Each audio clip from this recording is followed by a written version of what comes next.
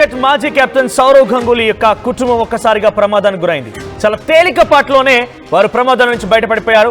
ఒడిశా పూరి ప్రాంతంలో తన కుటుంబం బీచ్ లో ఎంజాయ్ చేస్తూ ఉండగా ఈ ప్రమాదం జరిగింది. తన తమ్ముడు స్నేహాశిష్ సంబంధించినటువంటి కుటుంబం పూరి ప్రాంతంలో బీచ్ లో ఎంజాయ్ చేస్తుండగా వారంతా కూడా స్పీడ్ బోట్ లో అడ్వెంచర్ యాక్టివిటీని చేసేందుకు వెళ్ళారు. అయితే అక్కడ వెళ్ళినటువంటి సమయంలో నడి సముద్రంలో ఒక్కసారిగా బోట్ క్యాప్సైజ్ అయిపోయింది. ఒక్కసారిగా తలకిందులైపోయింది. ఈ ప్రమాదంలో సుమారుగా 3 ఇబ్బంది పడ్డారు. సముద్రంలో ఒక్కసారిగా బోట్ తిరగబడడంతో వారంతా కూడా ఈ ప్రమాదంలో పెద్ద ఎత్తున చిక్కున్నట్టు తెలుస్తోంది. సో ప్రెసెంట్ ఈ వార్త ఒక్కసారిగా అటు క్రికెట్ అభిమానుల్లో సౌరవ్ గంగూలీ కుటుంబంలో కూడా పెద్ద ఎత్తున విషాదం నెలకొంది. అంటే ఏం జరిగింది అనేది మాత్రం ప్రస్తుతానికి తెలియడం లేదు. కానీ వాళ్ళు చెప్తున్న ప్రకారంగా అది చివరి బోట్. ఆ రోజు ఆ బీచ్ లో అడ్వెంచర్ యాక్టివిటీకి వెళ్తున్నటువంటి చివరి బోట్ అది. ఆ బోట్ లో సుమారుగా 10 మంది ప్రయాణించాల్సి ఉంటుంది. కానీ డబ్బులకు ఆశ చూపి కేవలం 3-4 మాత్రమే తీసుకువెళ్లారు. అయితే కెపాసిటీకి అంటే తక్కువగా ఉన్నాం కాబట్టి లైట్ వెయిట్ గా మారింది బోట్. అందు కారణంగానే ఈ రకంగా తిరగబడిందని చెప్పి సౌరవ్ గంగూలీకి సంబంధించిన సోదరుడు స్నేహాశిష్ సతీమణి అర్పిత గంగూలీ చెప్తున్నారు. ఏదేమైనా కూడా ఈ ప్రమాదం నుంచి వారు బయటపడ్డారు. సేఫ్గానే అక్కడ రెస్క్యూ సిబ్బంది వారిని కాపాడగలిగారు.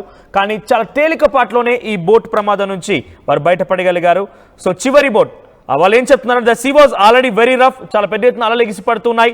వాతావరణం కూడా మారిపోయింది. దయచేసి సముద్రంలో వేటకు వెళ్ళేవారు కానివ్వండి, అడ్వెంచర్ యాక్టివిటీ అని చెప్పి ఈ మధ్య కాలంలో గోవా లాంటి ప్రాంతాల్లో లేదంటే వైజాగ్ లాంటి ప్రాంతాలు ఎక్కువగా మన తెలుగు రాష్ట్రాల నుంచి ప్రజలంతా వెళ్ళిపోయి అక్కడ ఎక్కువగా ఎంజాయ్ చేసేందుకు, అడ్వెంచర్ ఫీట్స్ చేసేందుకు వెళ్తుంటారు. కాబట్టి వాతావరణం మారిపోయింది. పెద్ద ఎత్తున సముద్రంలో కూడా మార్పులు చోటు చేసుకుంటున్నాయి. ఏకంగా కేరళ రాష్ట్రంలో కొచ్చి సంబంధించినటువంటి ఆ తీర ప్రాంతం నుంచి సుమారుగా 70 కిలోమీటర్ దూరంలో ఒక భారీ నౌక MSC L15 అనేటువంటి ఆ నౌక ఒక్కసారి క్యాప్చర్ అయిపోయింది. సుమారుగా 640 కంటైనర్లతో వెళ్తున్నటువంటి ఆ భారీ నౌక, టర్కీకి సంబంధించినటువంటి లైబీరియాకి సంబంధించినటువంటి నౌక ఒక్కసారిగా క్యాప్సైజ్ అయిపోయింది. అంటే తిరగబడిపోయింది. సుమారుగా 640 కంటైనర్లు పూర్తిగా నీళ్ళలో కలిసిపోయాయి. దాంట్లో చాలా డేంజరస్ కెమికల్స్ ఉన్నాయి, డేంజరస్ లిక్విడ్స్ ఉన్నాయంటగా అక్కడి ఇండియన్ కోస్ట్ గార్డ్స్ చెప్తూ ఉన్నారు. వాటి కారణంగా సముద్ర నీళ్ళు మొత్తం కూడా పూర్తిగా అక్కడ డేంజరస్ గా మారిపోయాయి. అంటే నేను చెప్పదలుచుకుంది కేరళతో ఎందుకు కంపేర్ చేస్తున్నారంటే అటువంటి సినారీ నెలకొంది. సముద్రంలో అంతటి భారీ నౌకలే తలకిందులు అయిపోతున్నాయి. అంటే ఎటువంటి మార్పులున్నాయి సముద్రం లోపల అనేది మాత్రం మనం గమనించాలి. సో దయచేసి మీరు ఎవరైనా కనుక తెలుగు రాష్ట్రాల నుంచి ప్రజలు ఈ సమయంలో వర్షాకాలం మొదలైనటువంటి ఈ సమయంలో కనుక మీరు గోవాలకు వెళ్ళి అడ్వెంచర్ స్పీడ్ చేద్దామన్నా, వైజాగ్ లాంటి ప్రాంతాలకు వెళ్ళి అడ్వెంచర్ స్పీడ్ చేద్దామన్నా, దయచేసి నా రిక్వెస్ట్ ఏంటంటే ఇప్పుడు వెళ్ళడం మానేయండి. ఈ టూరిజం స్పాట్స్ కి అడ్వెంచర్ ఫీట్ కోసం వెళ్ళడం మానేయండి. మళ్ళీ తర్వాత నెక్స్ట్ సమ్మర్ లో ఆలోచిద్దురు. కానీ ఇప్పుడే కనుక మేము అత్యుత్సాహంగా ఉన్నాం, మేము ధైర్యవంతులం, చాలా తెలివిమంతులం అనుకుంటే కనుక ఇటువంటి ప్రమాదం గురిన పడే అవకాశం ఉంది. సో ఇక్కడ ఈ ఘటనలో సౌరవ్ గంగూలీకి సంబంధించినటువంటి ఆ కుటుంబీకులు, ఆయన సోదరుడు స్నేహాశిష్, ఆ తర్వాత తన భార్య అంటే సౌరవ్ గంగూలీ తమ సోదరుని యొక్క భార్య అర్పిత గంగూలీ ఇద్దరు కూడా ఈ ప్రమాదంలో, ఇక్కడ చూసినట్టు విజువల్లో కనిపించేదే అర్పిత గంగూలీ, ఆవిడే సౌరవ్ గంగూలీ కుటుంబీకురాలు. సో ఆమె ఈ ప్రమాదంలో ఒక్కసారిగా చూడండి అలలు ఎలా ఎగిసిపడుతున్నాయి చూడండి. ఆ ఎగిసిపడేటువంటి అలల మధ్యలో అడ్వెంచరస్ స్పీచ్ చేద్దాం అనుకుంటే కనుక డెఫినెట్ గా ప్రమాదం బారిన పడడం ఖాయం. సో మీరు ఆ దృశ్యాల్లో చూస్తున్నటువంటి ఆ విజువల్స్ లో వాళ్ళందరూ కూడా లైఫ్ జాకెట్స్ వేసుకున్నారు కాబట్టి సరిపోయింది. చూడండి అక్కడ దూరంగా కనబడుతుంది అల్ల మధ్యలో నుంచి ఆ బోట్ తిరగబడిపోయి కనబడుతుంది. చూడండి ఇక్కడ మీకు సర్కిల్లో వేసి చూపించాము. అక్కడ వారంతా కూడా ఆ లైఫ్ జాకెట్ సహాయంతోనే పైన తేలాడుతున్నారు. లేదంటే కనుక వాళ్ళ ప్రాణాలే పోయేవి. ఆ లైఫ్ జాకెట్స్ కనుక లేకపోయి ఉంటే వారు ప్రాణాలే కోల్పోయేవారు. సుమారుగా ఆ రోజుకి ఆ ప్రాంతంలో ఆ అడ్వెంచర్ స్పీడ్ లాస్ట్ బోట్ అది స్పీడ్ బోట్ లాస్ట్ గా ఆ తర్వాత ఇక నిలిపేయబడుతుంది. ఆ లాస్ట్ బోట్ లో మేము అప్పటికీ అడిగాము ఇది సేఫేనా అని అడిగితే ఎస్ సేఫే అని చెప్పి వాళ్ళు చెప్పారన్నట్టుగా అర్పితా సింగ్ గంగూలీ కానివ్వండి, ఆ తర్వాత స్నేహాశిష్ గంగూలీ కానివ్వండి వాళ్ళు చెప్తున్నారు. సో అంతా సేఫ్ అన్న తర్వాతనే మేము చివరి రైడ్ కోసం వెళ్ళాము, లేదంటే కనుక వెళ్ళకపోయే వాళ్ళము. ఆల్రెడీ అడిగాము, ఇట్స్ ఫైన్ అన్న తర్వాతనే వెళ్ళడం జరిగింది. అక్కడ లైట్ వెయిట్ ఉండడం కారణంగానే ఈ ప్రమాదం జరిగింది అని చెప్తున్నారు. ఒకవేళ కనుక తను ఏం చెప్తున్నారంటే if the life guards had not come we would not have been saved. I am still in trauma, never faced something like this. గతంలో ఎప్పుడు ఇటువంటి సంఘటన చూడలేదు, ఎదుర్కోలేదు. అక్కడ కనుక మాకు లైఫ్ జాకెట్స్ లేకపోయి ఉంటే తను ఏం చెప్తున్నారంటే ఇంకా లైఫ్ జాకెట్స్ కూడా లేవు. వాళ్ళు వెళ్తున్న సమయంలో వాళ్ళకి దగ్గర లైఫ్ జాకెట్స్ లేవంట. బేసిక్గా అయితే క్యారీ చేస్తూ ఉంటారు. మరి ఆ సమయంలో తను చెప్తున్న ప్రకారంగా లైఫ్ జాకెట్స్ లేవంటున్నారు. లైఫ్ జాకెట్స్ కనుక ఆ సమయానికి రాకపోయి ఉంటే, life jackets had not come in that spot, life jackets కనుక ఆ సమయానికి రాకపోయి ఉంటే మేము డెఫినెట్ గా చనిపోయే వాళ్ళమని చెప్పి తను ఏడుస్తూ చెప్పిందట ఈ మాటని.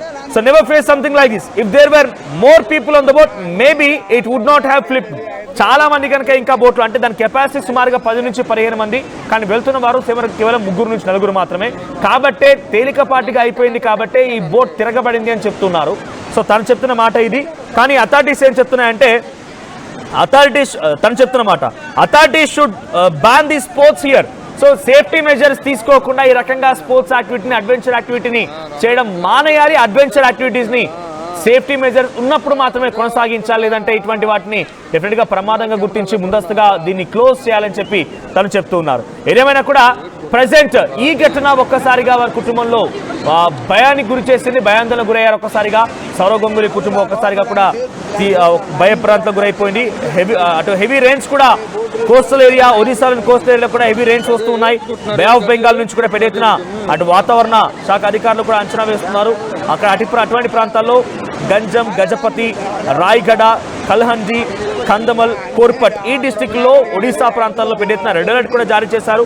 సో ఇటువంటి వెదర్ కండిషన్స్ లో దయచేసి మళ్ళీ మీకు రిక్వెస్ట్ చేస్తున్నాను, అడ్వెంచరస్ యాక్టివిటీ అని చెప్పి తీర ప్రాంతాలకు వెళ్ళడం కానివ్వండి, ముఖ్యంగా వాగులు, డ్యామ్ల చోట ఇటువంటి ప్రాంతాలు, డ్యామ్లు ఇక్కడ కేవలం బోట్లు క్యాప్చర్ అవుతున్నాయి. కానీ అత్యుత్సాహం ప్రదర్శించి చేపల వేటకు వెళ్దామని కానీ వాగులకి, వంకలకి అటువంటి ప్రాంతాలకు వెళ్ళిపోయి చేపల వేట కానీ అత్యుత్సాహం ప్రదర్శించి ఈత కొట్టడానికి అని చెప్పి, స్విమ్ చేయడానికి అని చెప్పి అత్యుత్సాహపరులు వెళ్తే కనుక డెఫినెట్గా మీరు ప్రమాద బారిన పడినట్టే. ఈ సమయంలో కొంత అవాయిడ్ చేయండి, జాగ్రత్తగా ఉండండి. ఒకసారి నిన్న ఘటనలో కేరళ రాష్ట్రంలో జరిగిన ఘటనకు సంబంధించి చెప్తే కనుక కేరళ రాష్ట్రంలో కొచ్చి తీర ప్రాంతానికి రైట్ సైడ్ కనబడుతుంది చూడండి. మళ్ళీ మీకు ఎందుకు చూపిస్తున్నాను అని అంటే కనుక 640 కంటైనర్లతో కూడినటువంటి ఒక భారీ నౌక 180 మీటర్ల దూరం గల లైబీరియాకు సంబంధించినటువంటి ఆ భారీ నౌక కేరళ తిరువనంతపురం దగ్గర నుంచి కొచ్చి ప్రాంతం వైపు వెళ్తుంటే కొచ్చి తీర ప్రాంతానికి 70 కిలోమీటర్ల దూరంలో నడి సముద్రంలో ఒక్కసారిగా తికమక అయిపోయింది, తలకిందులైపోయింది. దీనికి గల కారణం అక్కడి వాతావరణాన్ని అంచనా వేయకుండా వెళ్ళడమే. అంటే ఇంతటి భారీ నౌకనే తలకిందులైపోయింది, అక్కడ ప్రమాదానికి గురైంది. 600 కంటైనర్ మొత్తం నీట మునిగాయంటే వాతావరణం ఎటువంటి మార్పులు ఉంటాయి అర్థం చేసుకోండి. సో దీన్ని గమనించి దయచేసి వాగుల పక్కన కానివ్వండి, నదీ ప్రవాహ ప్రాంతాల్లో కానివ్వండి, డ్యాముల దగ్గర కానివ్వండి, వేట కోసం వెళ్దాం, ఈత కోసం వెళ్దాం అనుకుంటే కనుక ఈ సమయంలో చల్లగా వాతావరణం ఉంది. ఫోటో షూట్లు ఇవన్నీ కూడా ప్రమాదానికి గురి చేస్తాయి, ఇవన్నీ కూడా ప్రమాద బారిన పడేస్తూ ఉంటాయి. ఫోటో షూట్లు అని చెప్పి సెల్ఫీలు, ఫోటో షూట్లు గతంలో అనేక ఉదాహరణలు ఉన్నాయి మన ముందు. చాలా మంది విద్యార్థులు ఫోటో షూట్ల కోసం అని చెప్పి వెళ్ళిపోయి ప్రాణాలు కోల్పోయిన సందర్భాలు కూడా ఉన్నాయి. కాబట్టి ఈ ఫోటో షూట్లు ఇవన్నీ కూడా బతుకుంటే ఏదైనా చేయొచ్చు, కానీ మనం వాటి కోసం అత్యుత్సాహపడి కనుక వెళ్ళిపోతే కనుక ప్రమాద బారిన పడిపోయి ప్రమాదాన్ని కొని తెచ్చుకోకుండా ఉండాలి అంటే కనుక దయచేసి వాటిని కొన్ని రోజుల పాటుగా నిలిపివేయండి. ఈ ఫోటో షూట్ ఇవన్నీ కూడా మనకేం పెద్దగా ఒరిగేదేం లేదు వీటితో, అలా వాటి వెళ్ళకపోయినా కూడా పెద్దగా మనకు నష్టపోయేదేం లేదు. కాబట్టి ఈ ఫోటో షూట్స్ కోసమనో, యాక్టివిటీస్ కోసమనో, ఎంజాయ్ చేసొద్దామనో అటువంటి డ్యామ్ ప్రదేశాల్లో, నదీ పరివాహక ప్రాంతాల్లో రెగ్యులర్గా కొంతమంది ఫీడ్స్ చేస్తూ ఉంటారు. అటువంటి ఫీడ్స్ దయచేసి మానుకోండి. ఇప్పుడు ఈ సమయంలో తీర ప్రాంతానికి వెళ్ళడం ఎట్టి పరిస్థితుల్లో కరెక్ట్ సిచ్యువేషన్ కాదు. బోటింగ్, అడ్వెంచరస్ యాక్టివిటీని కొన్ని రోజుల పాటు నిలిపివేద్దాం. దయచేసి జాగ్రత్తలు తీసుకోండి. ఈ వర్షాకాలం పోయేంత వరకు కూడా తగు జాగ్రత్తలు తీసుకొని దీని నుంచి అందరం సేఫ్గా బయటపడాలి.